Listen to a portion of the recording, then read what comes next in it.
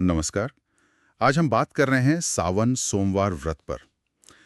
हमारे पास जो जानकारी है उसी से समझने की कोशिश करेंगे कि इसका महत्व क्या है और क्या मान्यताएं हैं इसके पीछे। हाँ बिल्कुल। और सावन का महीना, सोमवार का दिन, ये दोनों ही भगवान शिव के लिए बहुत खास माने जाते हैं ना। हाँ बिल्कुल। तो चलिए देखते हैं कि जो जानकारी मिली है उसमें क्या खास बातें निकल कर आती हैं इस व्रत के बारे में। तो सबसे पहले ये व्रत लोग रखते क्यों हैं, मतलब जो पता चला है उसके हिसाब से मुख्य वजह क्या है। देखिए, जो आमतौर पर सुनने में आता है वो तो है ही, जैसे भगवान शिव को प्रसन्न करना, हाँ, अपनी मनोकामनाएं पूरी करवाना। खासकर अविवाहित लड़कियां अच्छे वर के लिए व्रत रखती हैं। सही कहा। और घरों में सुख शांति समृद्धि इन सब के लिए भी। बिल्कुल, ये सब तो है ही, लेकिन जो जानकारी हमने देखी उसमें एक थोड़ा गहरा पहलू भी है। अच्छा, क्या? वो है आत्मिक शुद्धि का। हम्म। मतलब ये सिर्फ कुछ पाने की बात नहीं है।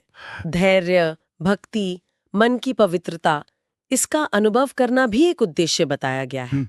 ये दिलचस्प है। तो मतलब ये सिर्फ इच्छाओं तक ही सीमित नहीं है। और मैंने ये भी पढ़ा कि देवी पार्वती ने शिवजी को पाने के लिए जो कठिन तपस्या की थी, हाँ हाँ, उस कहानी को भी इस व्रत से जोड़ा जाता है, शायद प्रेरणा के तौर पर। बिल्कुल। वो कहानी तो इसकी जड़ में है, ऐसा माना जाता है।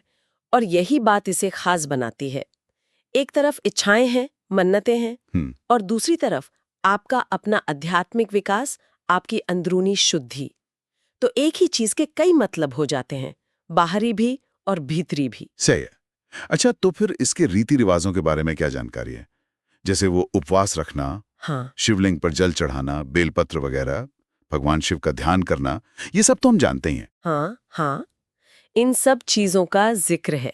ये पारंपरिक तरीके हैं, लेकिन अगर थोड़ा और गहराई से देखें तो इन विवरणों का जो निचोड़ है, जो मुख्य संदेश है, हम्म। वो शायद इन रीतियों से भी ऊपर उठकर सच्ची श्रद्धा पर है। सच्ची श्रद्धा मतलब कि विधि विधान तो ठीक है, अपनी जगह है, पर असल चीज है मन की सच्चाई, आपकी भक्ति कितनी सच्ची है। अच्छा। हाँ, ये जानकारी इसी बात पे जोर देती है कि असली ताकत वो सिर्फ मांगने में नहीं है, वो सच्ची श्रद्धा और भक्ति में है।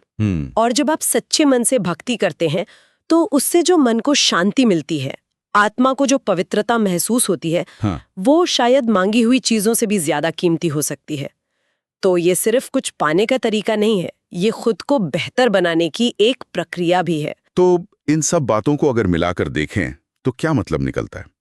ऐसा लगता है कि ये व्रत आस्था, परंपरा, लोगों की अपनी इच्छाएं और उनका आध्यात्मिक सफर, इन सब का एक मिला-जुला रूप है। बिल्कुल, ये दिखाता है कि कैसे एक ही धार्मिक रिवाज लोगों की जिंदगी से कितने अलग-अलग लेवल पर जुड़ सकता है। सही बात है। और ये हमें एक जरूरी सवाल पर भी सोचने को मजबूर करता है, जैसा कि यहाँ इशारा मिल रहा है, सच्ची भक्ति का नतीजा शायद बाहरी इच्छाओं के पूरा होने से कहीं ज्यादा अंदरूनी शांति और शुद्धि है।